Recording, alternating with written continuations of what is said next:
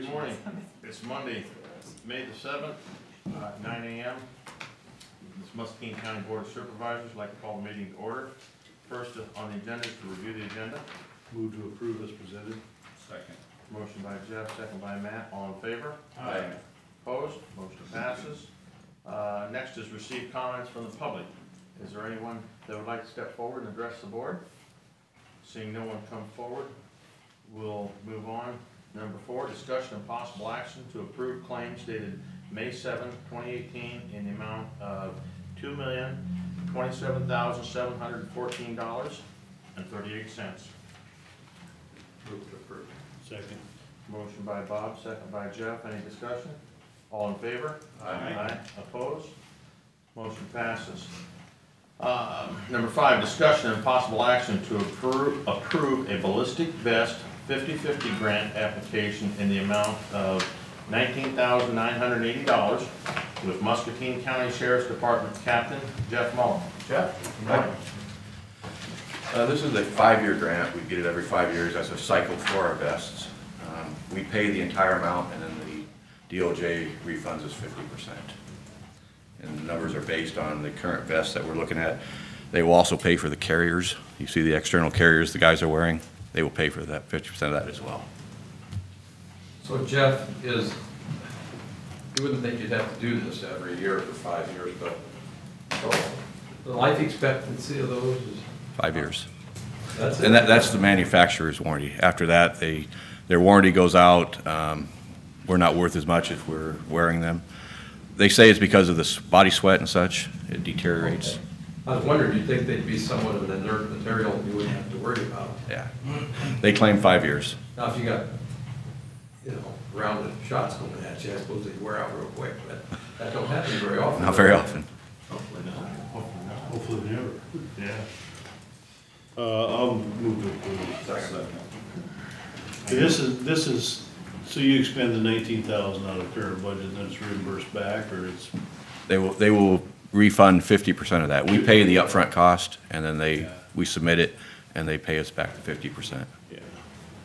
And I assume that when CJ did his budget, that knowing this was the year for this. This actually won't take effect until 2019. It's just the cycle that we're on. The grant has to be in by May 29th, but it's a 2-year grant and it falls within ours, so it'll be on the next budget. Okay. Perfect. Okay. I've got a motion by Jeff, a second by Bob. All in favor? Aye. Opposed? Motion passes. Thank you so much. Number 6, discussion and direction regarding a request from the food pantry to store food in the Community Services Building Break Room with Community Service Director Kathy Anderson-Knoll. Good morning, Kathy. Good morning, how are you? Good. Good. Okay, every year, the Postal Service does a food drive, where people can leave bags of food at their mailbox. The Postal Service picks them up and then delivers them to local food pantries. Ours is no exception. This is something that has been going on for many, many years. The food pantry generally, has stored some of the overflow in the break room in the basement of our building, and they are requesting to do so again this year. Generally, from my memory, it takes up maybe a couple pallets worth of food. Last year they got 7,000 pounds of food donated, and it's non-perishables, it's canned items, dry food and things like that. So they're just requesting to store the overflow, and they'll plan to have that out of the break room within about a week. So you're needing, you say 2 pallets worth, you think, which would be, let's say that pallet size is 4 by Yeah, 4 it's by 6. generally it's like in the corner of our break room, and I don't know if you've been in the break room. It's a fairly large, it's a large room. There's tables set up for people to have lunch, and a couple microwaves and fridges down there, and generally takes up some space in a corner that really isn't being used. So, and they've done this for many, many years. But My first comment would be if they've done it every year, they would have a better solution by now. and they are looking at moving the food pantry. I get a little concerned about using the break room as a storage room because people set their daily routines on that, having lunch or doing whatever, and it kind of it junks them up, and, you know, that's a moment of relaxation for some people, and I know particularly in that building when you have the DHS and county staff in there that are dealing with probably have less than great days, a lot of days, I don't know. I'm not a big fan of the idea. I don't know if there's a better space, or could they get a pod or something and put it in the parking lot and store it, or could the post office hold on to it for another week? They've got a big facility. Well, another thing that concerns me about it, Jeff, is this product coming in. Now granted, it's all been graciously donated and so on and so forth, but, you know, this break room is where people are going to be consuming their lunches and so on and so forth, I'm assuming. And I think about contamination and so on and so forth in that break room myself. As I said, you know, it is something that has been done for many, many years. It's never been reported as a problem. You know, the plan is that this is a very short-term solution, and hopefully they'll be able to benefit by getting a lot of food in that, you know, the food pantry would normally be purchasing food or relying on other donations. You know, there's a couple times a year where they do get a large number of donations. Generally, the Muscatine High School does a food drive around Christmas time, Thanksgiving, Christmas time, and they receive quite a bit of food. You know, there have been efforts for a Thanksgiving in July where they've gotten a large number of donations. And, you know, they are clearing out as much room as they can in their storage room. And, you know, it seems to be a very short-term request that they're asking for. Have you had any updates on their search for additional or other space? Yes, the Food Pantry Board, they've been in discussion with MCSA about moving the food pantry to the MCSA building. You know, they've looked at some other options, not really having much success looking at any other options in Muscatine, but I think that the collaboration with MCSA could be a strong possibility. When you say not having success, is that finding a place, period, or finding a place that they can afford? Both. There's a lot of empty buildings in Muscatine. There are a lot of empty buildings, and most owners of those buildings want fair market rent for those.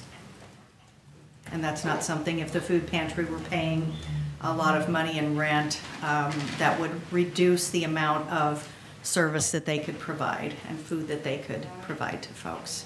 I guess I don't have a huge problem with this as long as it's kind of understood, and I think it's been the will of the board. We're looking to transition out of this as long as, you know, one of those temporary solutions doesn't become a permanent solution. Let's Right. fix something in my house. Right. You know, I have plenty of those, so I'm okay with it as long as everyone's of the understanding that maybe this is the last time. And they estimated they would have it moved within a week. Sure. Kathy, I want to get back on looking for location, talking to MCSA. So, MCSA, are they currently storing food goods like the food pantry is? I don't know. That would be a question for Charlotte Schaefer. Okay. I mean, I'm somewhat familiar with those folks who've been through there a few times.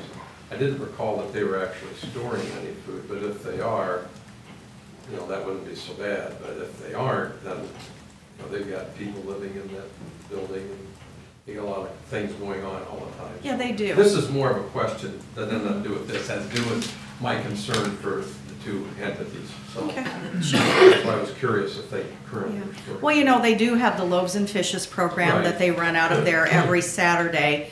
I would imagine, I don't know, I would imagine there would be you know, they do have an industrial kitchen there. And Right, and I thought I've seen, I would imagine food that they dropped off do have before. some food storage. I know that they have some storage available for residents, but I don't know how much that entails. okay, thank you. Uh-huh. So what's the timeframe of storing the? It would be the week of May 12th. They'll be getting the donations. That drive is on May 12th, which is next Saturday. They'll get the donations in, and then, you know, that following week, they'd be working on getting that moved to their main storage room, getting it moved upstairs for distribution. because their goal is to get the food distributed as quickly as possible. Sure. So we're talking about a week. The week of, it would be 14th through the 19th, I believe, that they'd be storing food in the break room. I guess I'm with Nathan on this as far as, the last time. We've been working on trying to get the food pantry to get themselves a space that's Right. adequate for what they're doing. And, since it's non-perishable only, I just don't wanna go and see a problem like we did in years past with bugs. Right, exactly. Because, that's just, it's not healthy, it's expensive. Make sure we don't have any access issues for people wanting to take. Yeah, Right, yeah. Exactly.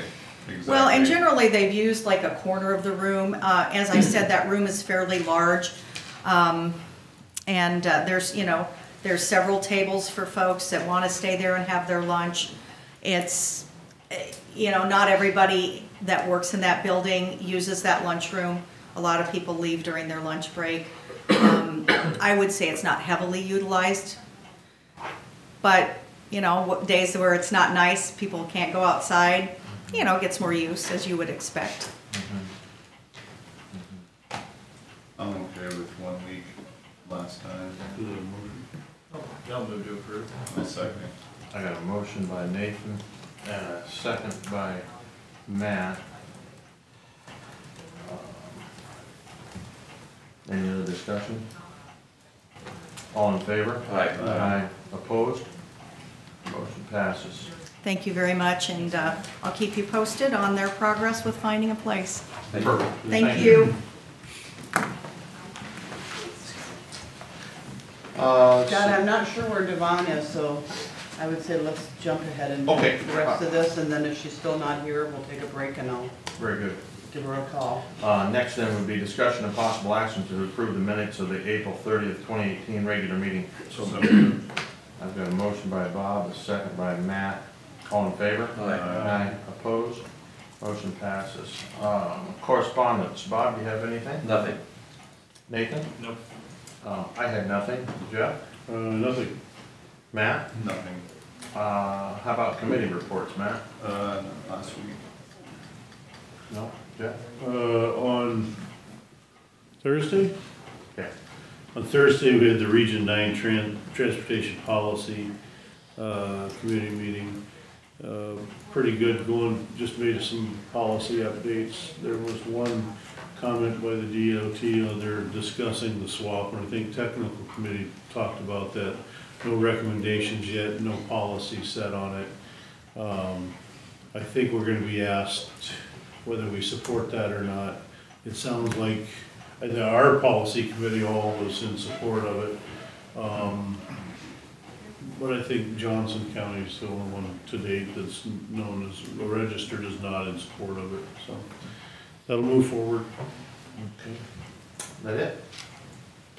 Yeah. Okay. Sorry. I had, on Monday the 30th, I had a Fair Board meeting, and on Thursday the 3rd, I also was at the Region 9 Transportation. Nathan?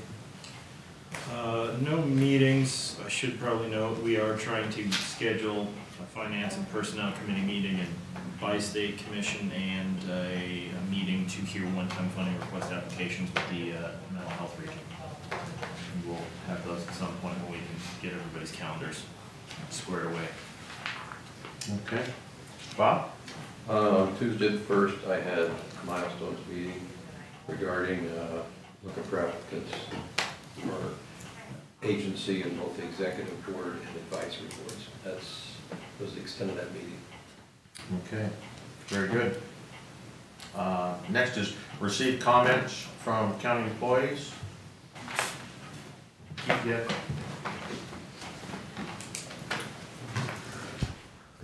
Only had one thing, but now you've given me a second. I was just gonna tell you, the west side of Zachary is being poured today. So that project's progressed nicely and we'll be getting finished up the intersection with Old 6, Zachary and, Old 61, Zachary and Old 61. Swap, quick comment. I had met with the city folks at the technical committee level, the city of Muscatine folks. I've also discussed with the Scott County engineer. That being, as far as I'm concerned, the big three players in this. And I would say we probably do not agree with Bi-State and their desires on swap. We think the rules are pretty clear of what can or can't be. John Bergstrom happens to be our president now. He was vice president during all this discussion, negotiation with the DOT through all last year and this spring with the exec board, and that came out very favorably to what the counties had desired. Bi-State was citing their December notes, and that's like old news, so you will probably eventually hear from us. And you're correct, statewide, correct that the regions can choose not to participate, which would be insane. But Scott County and the city of Iowa City have chosen not to participate. They would much rather have higher costs and support the labor unions. Yeah, the issue is, and I think anybody that's watched elections, there were a couple of union executives elected on the Scott board. And so the Scott representative on the Transportation Policy Committee wanted to know I think they're hanging it all on, you wouldn't have to rely on Davis-Bacon, which is a component of the total federal. It doesn't say you can't pay them, it just doesn't say you wouldn't have to. Beyond that, all the federal dollars are still out there. They're just not put on the local entity if you swap. Right. So Scott County has a higher wage determination than Polk County. I mean, it's going to cost them real bucks if they were to decide to stay in. But certainly not hearing that at the engineer city folks level. So at some point we will have our recommendation to the policy board. Keith, is that a one vote for the region, so the region either does or doesn't, or we could, if Scott says, because that's just rural Scott, right? That's just rural Scott. But they have one vote on the Transit Policy Committee anyway. Yeah, and I mean, they're in the MPO too, so if all the big cities up there and them there's more dollars at play there, they want to stay in and pay more, they certainly could. It was a long, hard negotiation to get to this point, and like I said, we were pretty clear. And there is a meeting, there's a series of meetings, but there's one tomorrow in Cedar Rapids, which we'll be attending, which I expect to hear nothing other than what I've heard all along, but we'll be more up to date after that. Well, I'll look for your guidance on that as we go forward, kind of where you think we need to be. I think it's a great idea, because I know we've struggled with some of the onerous regulation that Keith has to put up with on some projects. It's just to put unnecessary cost to our taxpayer. And, I know there was some comment in the policy committee, because Diane Holst was a representative from the Scott County Board, and I think she's kind of neutral in the whole process, and she was trying to understand the whys. And even Sam Shea from the DOT said, as it goes to Davis-Bacon, he said, they got into a months of legal litigation over this I-74 bridge.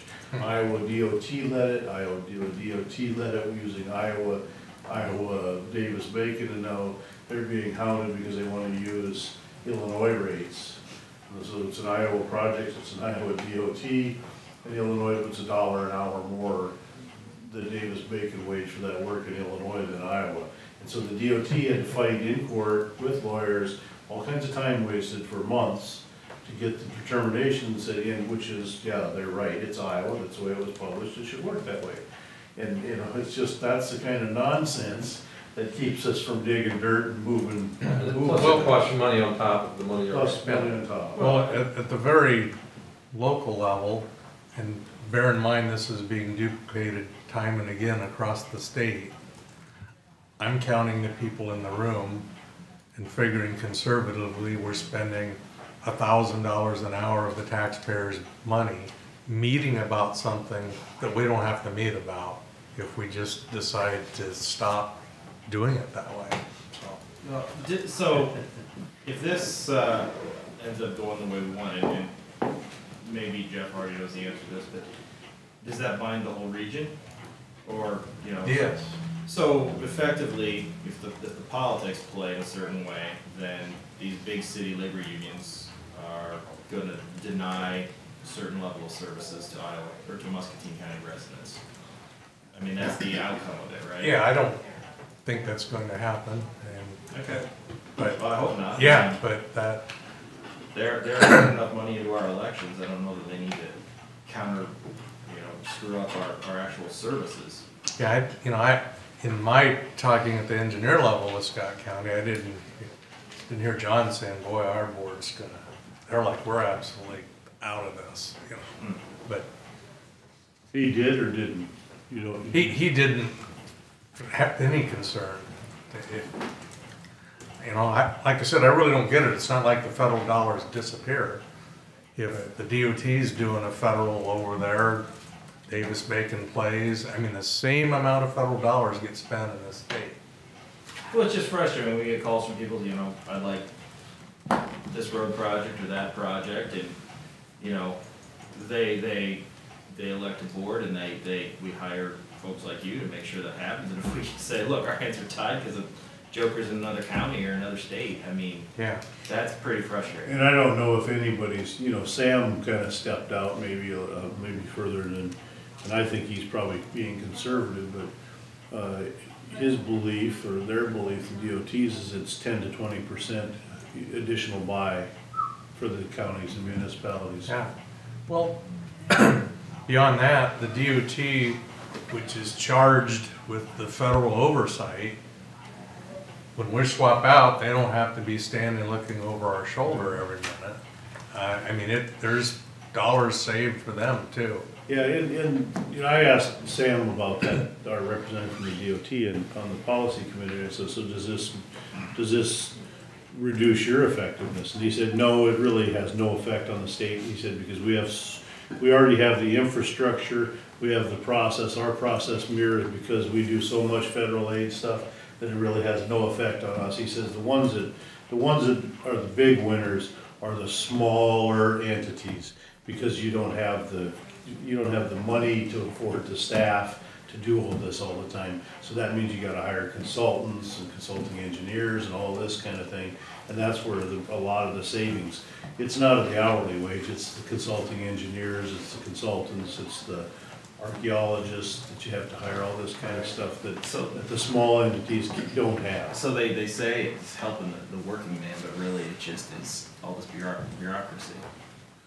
Yes. Right. Lovely. Well, as far as the overall cost, the working guy still gets part of the buck. Yeah, but I mean, even the ostensible reason being given for these. Actually, There is no sensible reason. my experience would counter that, Bob. My experience would be, and they say, well, we audit all that, and I guarantee you, and I say, well, I'm in the real world. And Yeah. I know you don't audit everything, and that wage does not go to the worker Yeah. most times. It gets caught in the bureaucracy and the chain, and the money is paid by the taxing entity, but it certainly doesn't wind up in the worker's paycheck. It's been my experience. More layers of bureaucracy. Well, Wow, you made sure. That's all I got. All right. Excuse me. brings good news. That's almost like one of the DOD walking through. Thanks, Steve. Next items with the administration office. A is action to accept April 2018 payroll claims. So moved. Second. Motion by Matt, second by Nathan. All in favor? Aye. Opposed? Motion passes. Other, we got anything else, Nancy? I don't have anything else. Okay. With that being said, do we want to Can we go just into? take a recess and I'll go check and see Yeah, we'll just go into. what's going on with It's Devon? 9:25, we'll go into recess. And, It's like a 10-minute recess? maybe? Yeah, Is that 10 enough? minutes. Nancy, 10, That'll give 15? enough time, Yep, I'll go see if I can find out if she's almost here or or what we're. we got going on there, okay? Okay, in recess. Or you gotta check in?